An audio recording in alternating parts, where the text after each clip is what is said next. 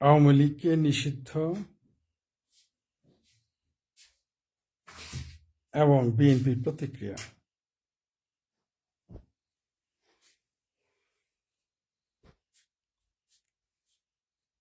শিরোনামটা এইভাবে দিলাম আর কি।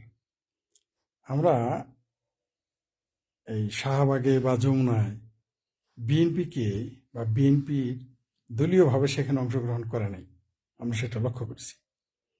এবং আমরা দেখলাম যে বিএনপি কোথাও কোথাও প্রথমে কোনো নেতা নিষিদ্ধ হওয়ার আগে বললেন, আমি নিষিদ্ধ শব্দটা এই জন্য ব্যবহার করলাম, যদি অনেকে বলবেন তো নিষিদ্ধ করা হয়নি, তার কার্যক্রম নিষিদ্ধ, আমি সে সংজ্ঞায় বিতর্কে যাচ্ছি না, সোজা হিসেবে গেলাম আওয়ামী লীগ আসলে নিষিদ্ধই করা হয়েছে। কারণ আপনি আওয়ামী লীগকে নিয়ে একটা পোস্ট দিতে পারবেন না ফেসবুকে, তো নিষিদ্ধ হয় না কি হয়েছে। যাই হোক, আমি মূল বক্তব্যে চলে যাই। বিএনপি প্রথমে বললো যে তারা রাজনৈতিক দল নিষিদ্ধ চায় না, জনগণ সিদ্ধান্ত নেবে, এই ধরনের কথা তারা বলেছে। অর্থাৎ তারা সরাসরি হ্যাঁ বা না কোনো কিছু করে নেই, বা আইনি প্রক্রিয়ার মাধ্যমে তারা যেতে চাইছে। কিন্তু কি দেখলাম আমরা, যে নির্বাহী আদেশে বাংলাদেশ আওয়ামী লীগ নিষিদ্ধ হয়ে গেল। যে দলটি বাংলাদেশের মুক্তিযুদ্ধের মাধ্যমে একটা বাংলাদেশ জন্ম দিয়েছে, সেই দলকে নিষিদ্ধ করে দেওয়া হলো। বিএনপি কি কি প্রতিক্রিয়া তারপরে দিল আমরা একটু শুনি এবার। প্রথমে তারা বলল, গয়েশ্বর রায় সাহেব বলেছেন যে আওয়ামী লীগ নিষিদ্ধ করার পরে যে বিএনপি নিষিদ্ধ করবে না তার গ্যারান্টি কি। তিনি এই কথা বললেন। সেই পোস্টের নিচে কি কি বক্তব্য দেওয়া হয়েছে আপনারা অনেকেই জানেন। তাকে ভারত পাঠিয়ে দিতে চেয়েছে, তাকে ভারতের দালাল বলেছে, আমরা দেখলাম আর কি। বাংলাদেশে ভারতের দালাল একটা বিরাট একটা মানে রাজাকার আলবদর আল সামস এবং দেশবিরোধী মুক্তিযুদ্ধ বিরোধী এই শব্দগুলো আওয়ামী লীগ ওইভাবে প্রতিষ্ঠিত করতে পারে নাই, যেভাবে এরা ভারত যুদ্ধের ভয়টা প্রতিষ্ঠিত করেছে। সেটা আওয়ামী লীগ পারে না, এটা আওয়ামী লীগের ব্যর্থতা। মানে আওয়ামী লীগের যদি 10টা ব্যর্থতা আপনি হিসেব করেন, তার মধ্যে একটা অন্যতম। রাজাকার আলবদরদের প্রতি যে ঘৃণা থাকার কথা, সেটা তারা পয়দা করতে পারে নাই। বরং উল্টো মুক্তিযুদ্ধের পক্ষে যে সমস্ত দেশ, ব্যক্তি, দল ছিল, তার প্রতি উল্টা ঘৃণা জন্ম নিয়েছে। এটা আমি নিজে দেখেছি মুক্তিযুদ্ধের বই বিক্রি করতে গিয়ে। এবং ব্যর্থতাটা আছে, এখনো ব্যর্থতা নিয়ে কথা বলতে চাই না, কারণ আওয়ামী লীগ এখন পিছিয়ে পড়ে আছে। আওয়ামী লীগ যদি কখনো ক্ষমতায় আসে তখন বলবো। যাই হোক, মূল বিষয় আসে। বিএনপির নেতারা এবার প্রতিক্রিয়া জানালো যে সর্বপ্রথম সালাউদ্দিন সাহেব 7 বছর তিনি কোথায় বন্দী ছিলেন? ভারতে। প্রথমে জেলে, তারপর সরকারের গৃহবন্দী ছিলেন। অদ্ভুত ব্যাপার, 5 তারিখের পরে নাকি 6-7 তারিখে তিনি চলে আসলেন। অদ্ভুত ব্যাপার। তার বিরুদ্ধে খোদ ইলিয়াস সাহেব, সাহেব বললাম কেন, এখন তো তিনি সাহেব, ইউটিউবার সাহেব, 2 ইউটিউবার আছে না, ইলিয়াস সাহেব এবং প্যানিক ভট্ট, তারা বললো যে তাকে ভারতের দালাল বানায় ফেললো। ঠিক আছে, আরো কত কিছু বললো যে ভারতের দালাল সালাউদ্দিন সাহেব। তো এই সালাউদ্দিন সাহেব এখন কি বলতেছে, যে তারা আওয়ামী লীগের এই নিষিদ্ধ করে দেওয়াকে তারা স্বাগত জানায়। বিএনপি মির্জা ফখরুল সাহেব বলছে এখন তারা আনন্দিত। তিনি প্রথমে বলেছিলেন যে তারা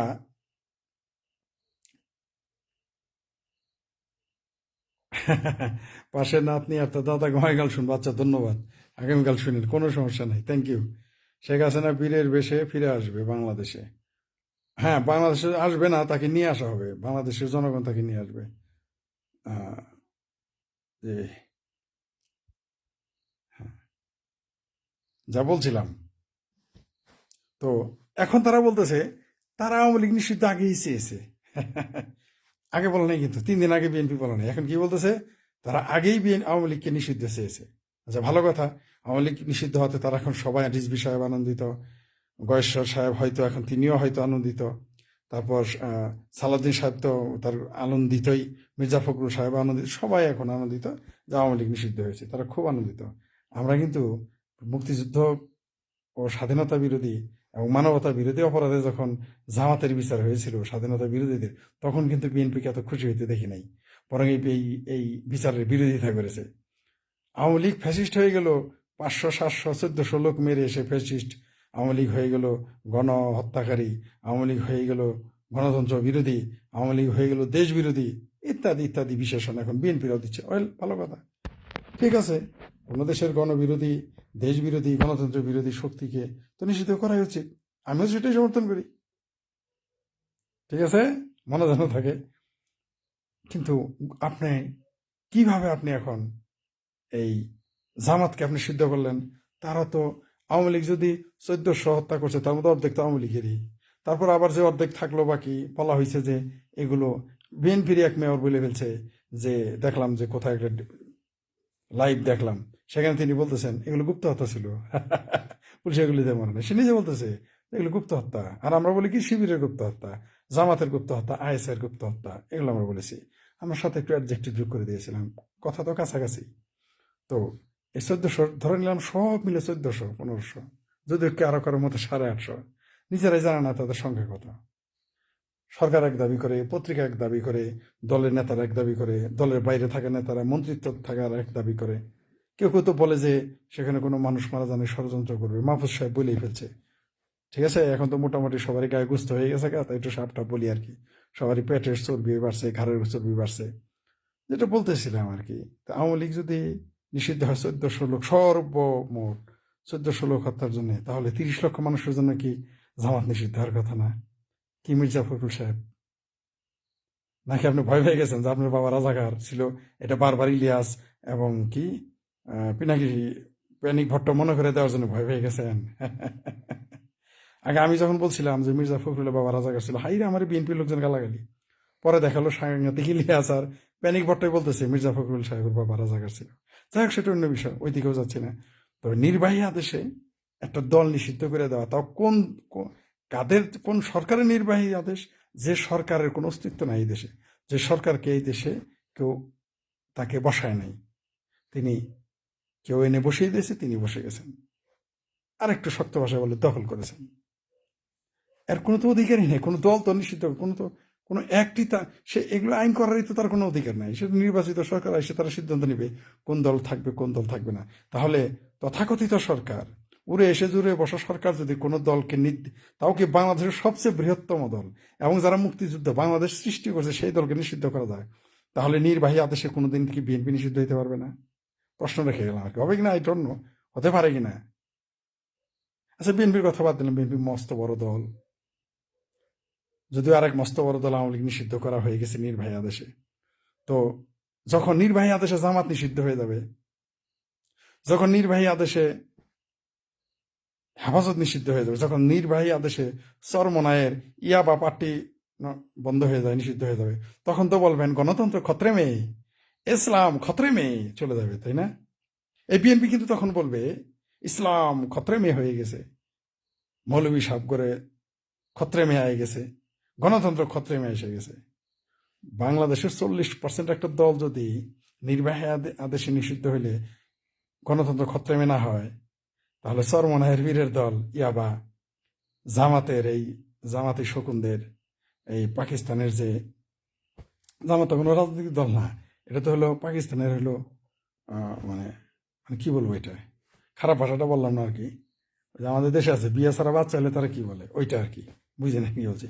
এটা হলো পাকিস্তানের, তারা তাই, এরা হচ্ছে পাকিস্তানের পক্ষে থেকে তারা কাজ করবে।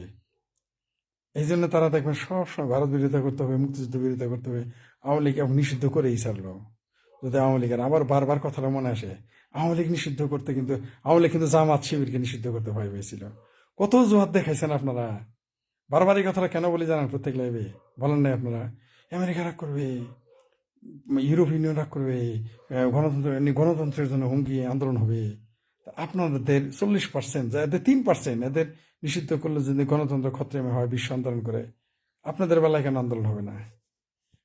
কেন হবে না? 40% দল, আপনাদের 40% ভোট আছে, তাহলে কেন এই দলকে তারা নিষিদ্ধ করতে সাহস পাইল কেমন? আপনারা কেন 3%কে নিষিদ্ধ করতে পারলেন না? আসলে হয় আপনাদের নীতিগতভাবে আপনারা খুব দুর্বল ছিলেন, অথবা আপনার রাজনৈতিক দর্শনে আপনি দুর্বল ছিলেন, অথবা আপনার হিম্মত ছিল না। মারামারি কাটাকাটি করা এক জিনিস, আর রাজনৈতিক হিম্মত আর এক জিনিস। রাজনৈতিক হিম্মত চলে আসবে আপনি যখন স্টাডি করবেন, যে আদর্শ আপনি ধারণ করবেন তার মধ্য দিয়ে। মারামারি আলাদা, গুন্ডামান্ডাগিরি সবাই করতে পারে যখন তো রাষ্ট্রীয় মদতে থাকে, ছত্রছায়া থাকে। এখন দেখেন না, সলিমুদ্দিন পোলা মন্ত্রী হয়ে গেছে রাষ্ট্রীয় মদত থাকলে। আমারও কালকে যদি রাষ্ট্রীয় মদত, আমারও মন্ত্রী বানানোর কোনো ব্যাপার না। কলিমুদ্দি আমার হাঁটুর বয়সী বলে এখন মন্ত্রী হয়ে গেছে, ঠিক আছে? এবং যারা এখন মস্তানি করতেছে, আওয়ামী লীগের কত বড় বড় প্লেয়ার ছিলেন, সব কিন্তু এখন দৌড়ের উপরে আছেন। কেন? রাষ্ট্রীয় ছত্রছায়া। তো রাষ্ট্রীয় ছত্রছায়ায় যে শক্তি কেবল উচ্চারিত হয়, সেটা তো রাজনৈতিক আদর্শের শক্তি না। কোনো লেখক, সাংবাদিক, বুদ্ধিজীবী দেখলাম বলছে যে নিরাপত্তা দিতে হবে, কি লিখবো কি লিখবো না। আপনি কি লিখবেন সরকারের কাছে বলে? আপনি লেখক গো, হাইরে আপনি বুদ্ধিজীবী, আপনি রাষ্ট্রের কাছে অনুমতি চাইতেছেন কি লিখতে পারবেন কি লিখতে পারবেন না। এরা আবার বুদ্ধিজীবী, ঠিক আছে? এরা হলো বুদ্ধিজীবী, সরকারের কাছে অনুমতি চায়। যে লোক সরকারের কাছে অনুমতি চায়, যে লোক সরকারের কাছে লেখার অনুমতি চায় কি লিখবে সরকারের কাছে জিজ্ঞেস করে, এ আবার বুদ্ধিজীবী। এরকম দুই চার বিরাট বড় বীর। মানে ওই যে সরকারে থাকা, ওই যে মস্তান নেতা, পাতি নেতার মতো। অত সরকারে থাকলেই সে লিখতে পারবে, বলতে পারবে, মারামারি করতে পারবে, বাড়ি বাড়ি লাঠি চালাইতে পারবে, কলম চালাইতে পারবে। সরকার অনুমতি না দিলে কলম চালাইতে পারবে না। এইরকম বুদ্ধিজীবী বাংলাদেশে। তো আমেরিকা থেকে দেখলাম, আমি নামটা ভুলে গেছি, আমি ভুলে গেছি, দেখি মনে, দেখি সংগ্রহে আছে কিনা। এটা আমার কথা না শুধু, আমার তো ভাই ডক্টরেট ডিগ্রি নাই, আমরা বললে তো আর হবে না। তো আমেরিকা থেকে কি বলছে শুনেন। আমেরিকারই একজন লেখক কি বলছে শুনেন। বাংলাদেশের বুদ্ধিজীবীরা তো, যারা আওয়ামী লীগের বুদ্ধিজীবী তারাই ভয় পায়। আওয়ামী লীগের বুদ্ধিজীবীরা হিসাব করতেছে যে হুম, অনুমতি নিতে পারবে কিনা। কি কি কি কোথায় গেল?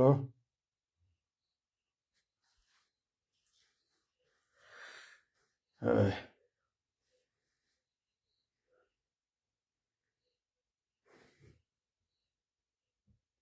হুম,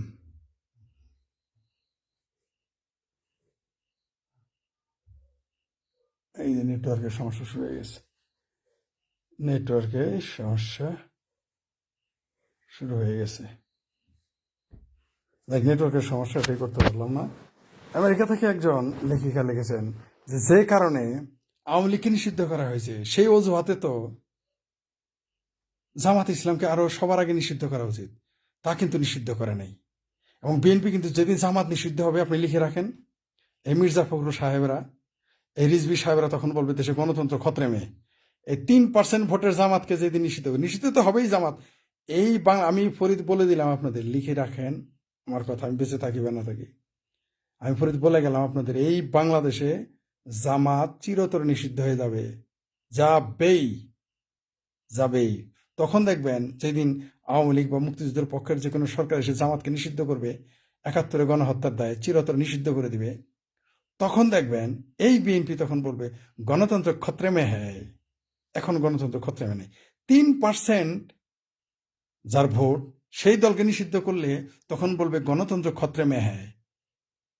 কিন্তু 40% আওয়ামী লীগ, যার ভোট আছে 40%, তাকে নিষিদ্ধ করলো, এতে বিএনপি এখন গণতন্ত্র খতরে মে মনে করতেছে না। কিন্তু এর ফলাফল ভালো হবে না। এই যে বিএনপি যে আজকে ঈদ উদযাপন করতেছে, এটা বিএনপির জন্য বুমেরাং হবে। কারণ এর এর এর রিটার্ন, এর যে কোনো নেতিবাচক রিটার্ন এটা পাবে বিএনপি। কারণ জামাত এই দেশে থাকতে পারবে না। আপনারা যতই চাপাচাপি করেন, যতই মধ্যপ্রাচ্য বলেন, যতই বলেন আমেরিকার শক্তি, এই জামাত বাংলাদেশে থাকবে না। ওই ইসলামী ব্যাংকের শক্তি বাংলাদেশে কুলাবে না। কারণ যেদিন আওয়ামী লীগ কোনোদিন ক্ষমতায় আসবে এবং মুক্তিযুদ্ধের পক্ষে শক্তি, সর্বপ্রথম বিসমিল্লাহির রহমানির রহিম আউযুবিল্লাহি মিনাশ শাইতানির রাজিম বলে প্রথমে যে ব্যাংকটা তালা মারবো সেটা হইলো ইসলামী ব্যাংক। তারপর যেটা তালা মারবে সেটা হইলো, সাথে সাথে তালা মারবে যেটা গ্রামীণ ব্যাংক। এটা আপনি নিশ্চিত থাকেন, ফেরাইতে পারবেন না, আপনি পারবেন না। এবং যেখানে জামাতের লোক পাবে, এই এখন যেমন আওয়ামী লীগকে দৌড়ের উপরে রাখছে, ছাত্রলীগকে দৌড়ের উপরে রাখছে, এরা তো পালায় নাকি 2-4 জন 1% বা 0.5% ভারতে পালাইতে পারছে। আমি জানি না এই জামাতেরা তখন কোথায় পালাবে, এটা আল্লাহ মালুম, আলিমুল গায়েব ভালো জানে। দেখা যাক কি হয়। তবে আমি এটাও নিশ্চিত, আরো ভিডিওতে দেখবেন এই জামাতিদের পশ্চিমবঙ্গে ঠিকই জায়গা দিবে। যদি এখন আমার মতো ফরিদের কলকাতায় জায়গা হয় নাই সরকারিভাবে, আসাদ নূরের জায়গা হয় নাই, মুফতি মাসুদের জায়গা হয় না, কিন্তু এই জামাতিদের দেখবেন তখন চেল চেলায় তখন যাইতে দিবে। এবং এই পশ্চিমবঙ্গে তখন ওই বিহারির বাচ্চারা এদের জায়গা দিবে, তৃণমূল এদের জায়গা দিবে, চিঙ্কু বাম ভারতের যেগুলো আছে জালিয়াত বাম, এখন যারা বলতেছে ভারতে পালাই গেছে, এরাই তখন আবার পশ্চিমবঙ্গে পালাবে। এই চিঙ্কু বাম, তৃণমূল এবং বিহারির বাচ্চা যেগুলো আছে ভারতে, এই পশ্চিমবঙ্গে আর কি, এরা সবাই এই বাংলাদেশে জামাতিদের জায়গা দিবে। আপনি লিখে রাখেন। এমনকি তখন সীমান্ত খুলে দিতে পারে। এই পশ্চিমবঙ্গে যে সরকার থাকে, মানে এই যে তৃণমূল বা বামপন্থী সরকার থাকে, ঠিক আছে, এরা দেখবেন রাস্তা খুলে দিতে পারে। আমরা তো গিয়ে বৈধভাবে ভিসা নিয়ে থাকলেও আমাদেরকে মার্কিং এ রেখেছিল, আর এরা দেখবেন অবৈধভাবে চেল চেলায় চলে যাবে। আমি বলে রাখলাম, এই কথাটা মনে রাখেন।